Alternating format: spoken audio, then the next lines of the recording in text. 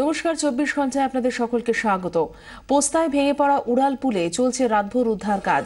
শেষ দেহটি রাতে উদ্ধার করে বিপর্যয় মোকাবিলা বাহিনী এবং দমকল।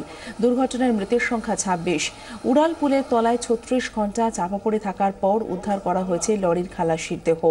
এখনো বিপজ্জনকভাবে বিবেকানন্দ সেতুর একটা অংশ ঝুলে রয়েছে লরির ওপর। লরি সরাতে গেলে ভেঙে পড়তে পারে ওই অংশটি। ওই অংশ সরাতে বিশেষ কৌশল নিচ্ছেন ইঞ্জিনিয়াররা।